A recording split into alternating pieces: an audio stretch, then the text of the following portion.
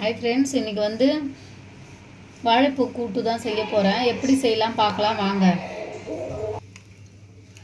இதில் வந்து 3 வகை பருப்பு இருக்குது. துவரம் பருப்பு, கடலை பருப்பு, சிறு பருப்பு மூணுமே ஒரு அரை மணி நேரம் ஊற வச்சு வச்சுருந்தேன். அதை போட்டுக்கினேன். 2 பச்சை மிளகா, குட்டி தக்காளி 2, அதே மாதிரி ஒரு பெரிய வெங்காயம் ஒன்று நான் அரிஞ்சு வச்சுருக்கேன்.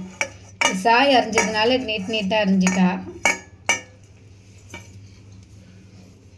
கொஞ்சமாக மஞ்சத்தூள் போட்டுக்கிறேன்.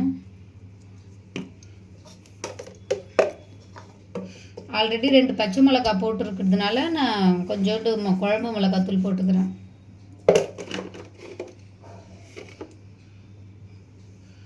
குட்டி ஸ்பூனில் 1 ஸ்பூன் உப்பு. இது வந்து வாழைப்பூவை நான் க்ளீன் பண்ணி அரிசி கழுவுன தண்ணியில் நல்லா 2-3 தடவை வாஷ் பண்ணி நார்மல் வாட்டர்லேயும் வாஷ் பண்ணி வச்சுருக்கேன். இதை இது கூட ஆட் பண்ணிக்கலாம்.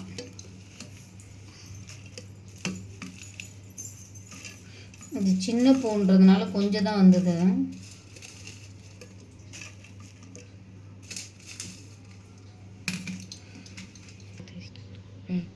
இப்போ நான் வந்து இதில் தண்ணி ஊற்றிக்கிறேன். 1 கப்பு தண்ணியும் இந்த டம்ளரில் ஒரு தண்ணியும் நான் ஊற்றிக்கிறேன். இதை வந்து கலரி விட்டுக்கலாம். நான் கொஞ்சோண்டு எண்ணெய் விட்டேன், அதை காட்ட மறந்துட்டேன்.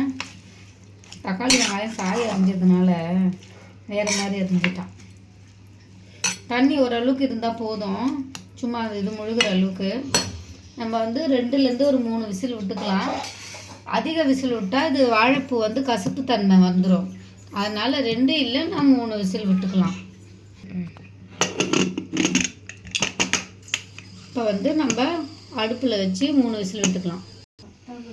இப்போ இது வந்து 3 விசில் வந்தோடனே நம்ம ஆஃப் பண்ணிக்கலாம். ஆல்ரெடி நான் சாதம் வடிச்சிட்டேன். பொரியலுக்கு வந்து எதுவும் இல்லை, அதனால் வெறும் அப்பளம் தான். அப்புறம் அம்மா வாங்கி கொடுத்த மாம்பழம் இருக்குது. நம்ம 3 விசில் வந்ததுக்கப்புறம் நம்ம ஓப்பன் பண்ணி பார்த்துக்கலாம். இப்போ 3 விசில் வந்துடுச்சு. நம்ம ஓப்பன் பண்ணி பார்த்துக்கலாம் வெந்துருச்சான்னு.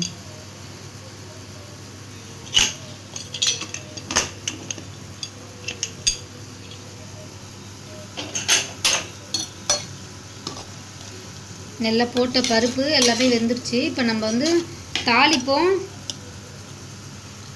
நான் தேங்காய் அரைச்சி வச்சுருக்கேன், அதையும் சேர்த்துக்கலாம். இப்போ நான் தேங்காவை சேர்த்துக்கிறேன்.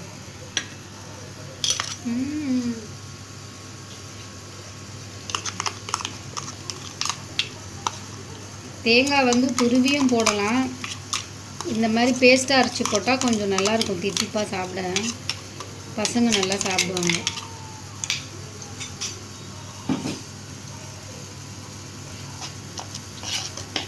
பார்க்குறதுக்கே நல்லா இருக்குல்ல. இப்போ நம்ம தாளிப்பு போட்டுக்கலாம். இப்போ வந்து நம்ம தாளிப்பு சேர்த்துக்கலாம்.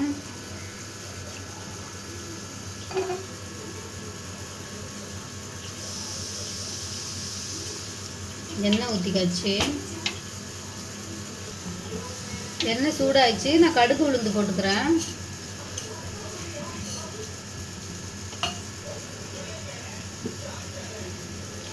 சீரகம் கொஞ்சமாக,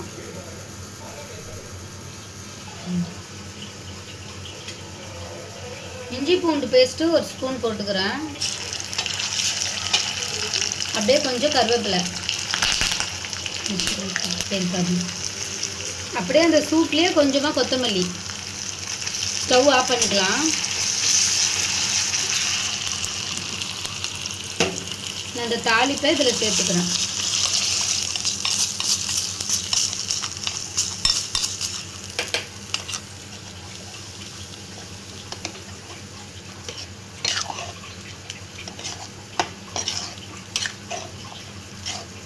அவ்வளோதான் ஃப்ரெண்ட்ஸ், இது வாழைப்பூ கூட்டு.